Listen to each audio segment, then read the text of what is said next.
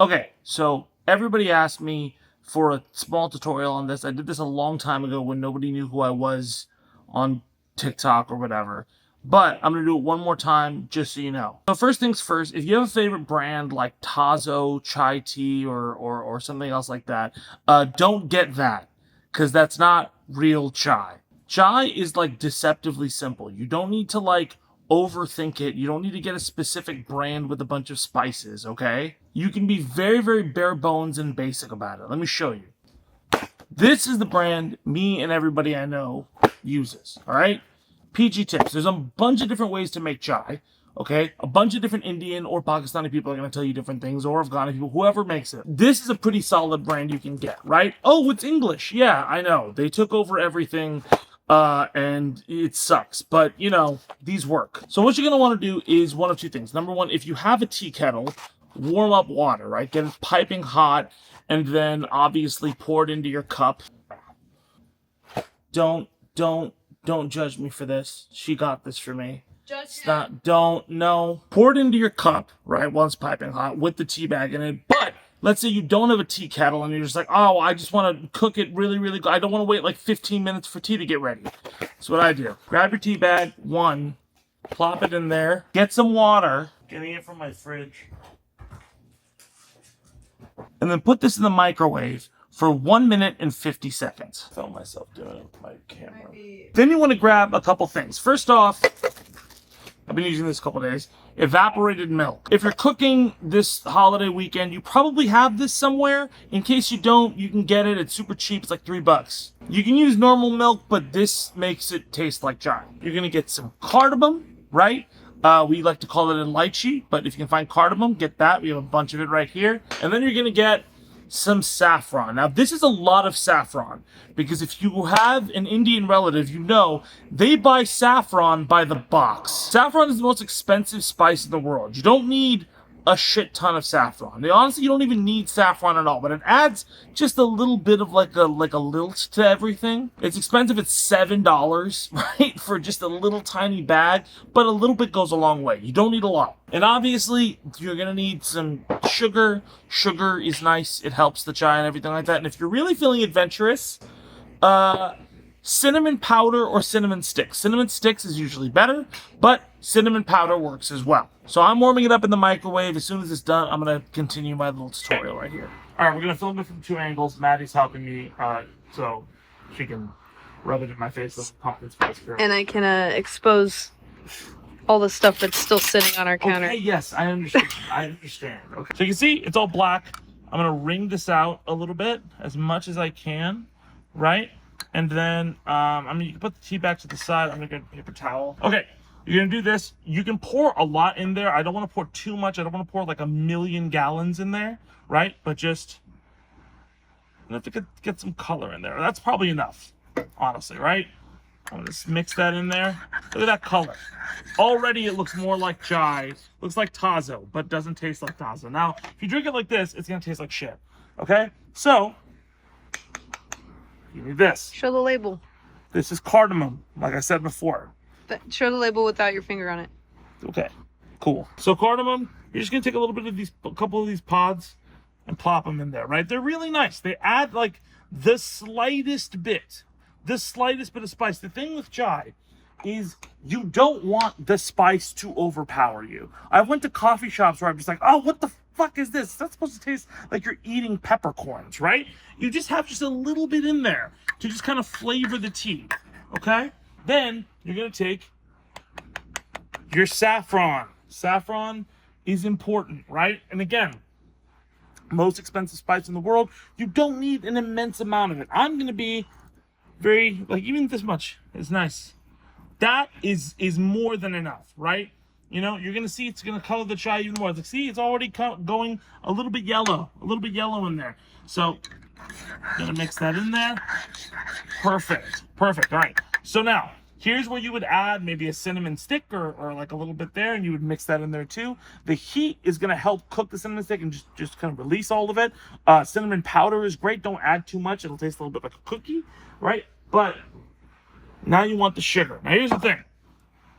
Chai, you don't need a ton of sugar, okay? I like to have quite a bit of sugar because I used to have a lot growing up. But I'm going to do 1. I usually do 2 or 3. Okay? To what? Is that too much? That's quite a bit of sugar. That's a lot of sugar?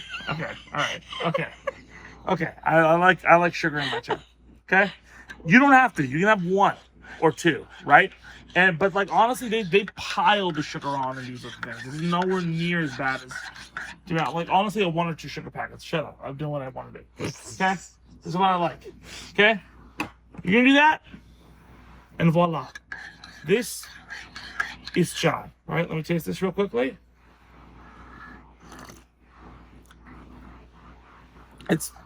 You taste it.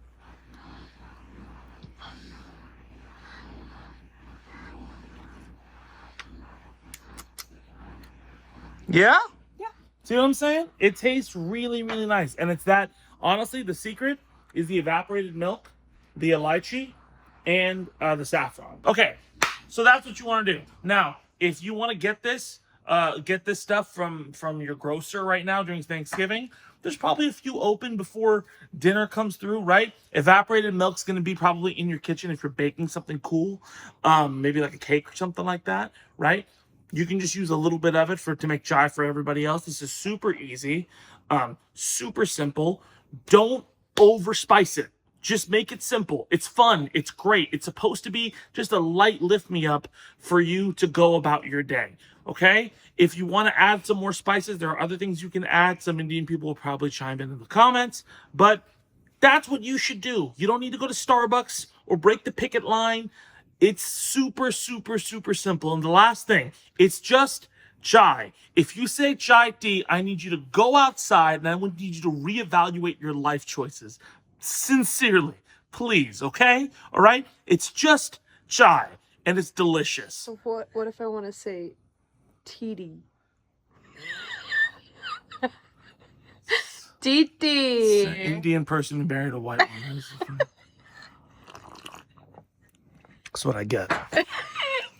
Moving on, I want to talk a little bit about fact checking. Look, I've said this before, but over the last few months, verifying stories has become way harder. Almost every single headline is baked in with spin designed to scare you, push a narrative, or twist the facts just enough to make the other side look bad. It has become exhausting in the sea of noise that we live in right now, and it's getting harder to figure out exactly what's real and what's exaggerated. But that is why I am a proud user of Ground News, the sponsor of today's show. I can't tell you how excited I am that Ground News is sponsoring today's show. I have wanted to work with them for a while, and for good reason. Ground News is an incredible tool for verifying news accuracy and seeing how stories are covered across the political spectrum. It aggregates coverage from over 50,000 news sources and literally shows you which side is covering what, and more importantly, who's ignoring what. Let me show you how it works. Take this story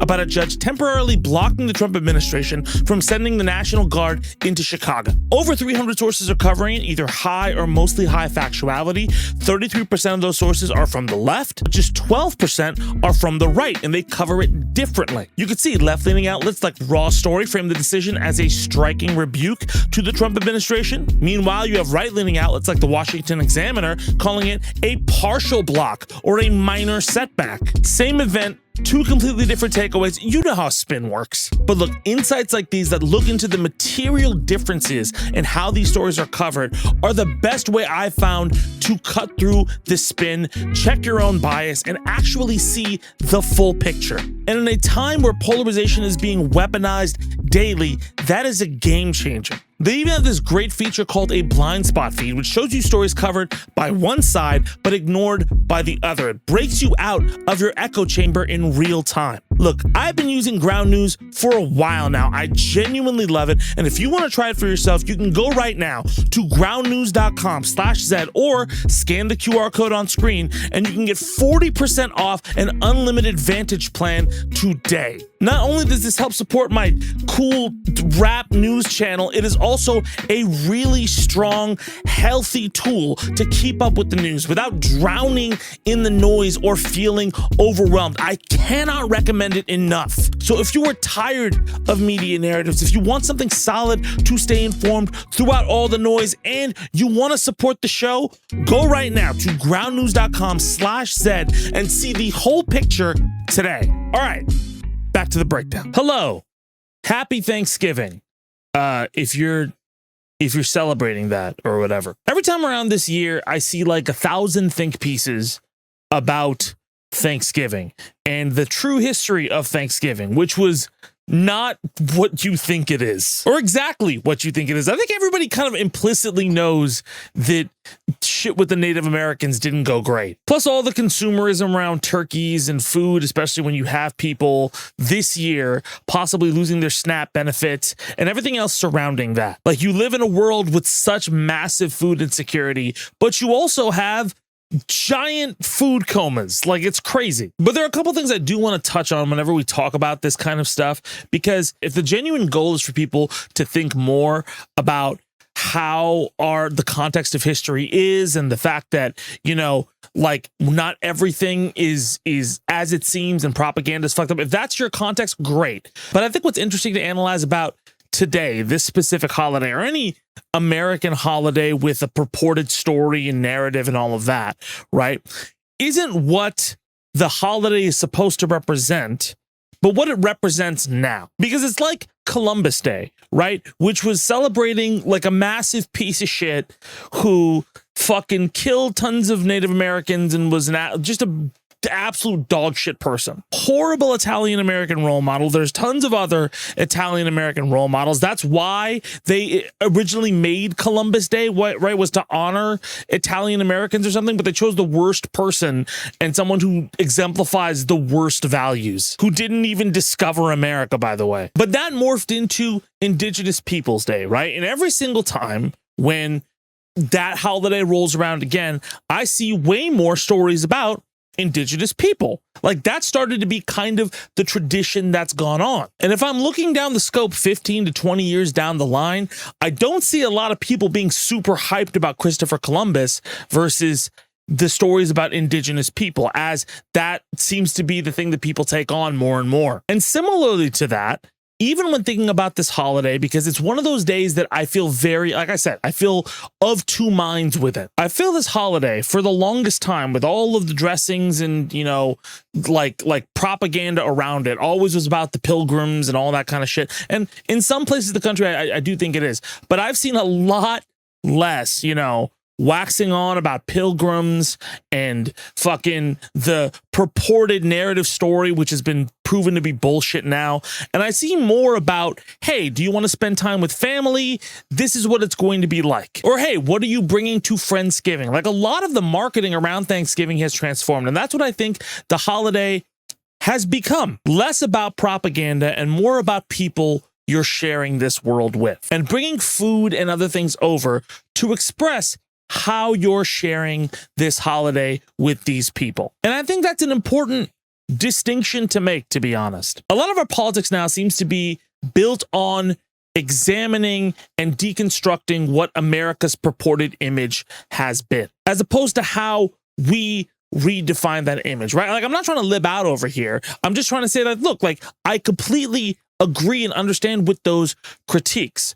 But there's also an active amount of people trying to redefine what living in this country means in a positive way versus all of the bullshit we have to experience. I get to share my views and thoughts with you guys. There's plenty of mutual aid networks and communities of people trying to help each other out. When the government falls through, you see so many people try to gather together and raise money for SNAP funds or for public broadcasting when fucking, you know, that funding is gutted. The American government falls short so much of the time, and the American people always step up to try to fill in that gap. And so on this Thanksgiving, or whatever the fuck we want to call it today, right? I want to say, and this is going to be fucking mushy, I don't give a shit, thank you to you. Does that make sense? Like, I want this to be kind of an exemplary day where I thank everybody here and everybody who actively is trying to participate and make things better. I'm going to go to a Friendsgiving with people who are not like just killing it financially, right? But we're all making food and we're all bringing things together so we could share with one another, help each other out if we need it, and be thankful that we got this. Be thankful of our community. When my mom gets back, we're going to have a makeup Thanksgiving where me and my brother and my sister and my mom get together and we, you know, kind of celebrate like our connection. If you don't know or didn't hear, when my father had passed away a few years ago, I spoke of how bad like his addiction got and how we had a very abusive childhood under his alcoholism, and also how hard it is to live with an abusive parent when they're not abusive all of the time. You know, you love them, but also you fear them. It's a weird thing. And to be fair, we all have incredible frustrations with how the society around us, our extended family, and everybody kind of let that stuff happen even when we cried for help. But we're not celebrating this holiday, you know, for America offering liquor stores and turning their backs on families that are going through shit. We're celebrating this holiday because of us. We're the ones who define whatever this is. My mom, a Muslim woman who, you know, makes medicine for people and tries to make sure it's safe for people, is who defines this. My white friends hanging out with the Indian, by the way, fuck you, Christopher Columbus, we got it right, are the ones who define this. So look, I don't even know why I'm making this video.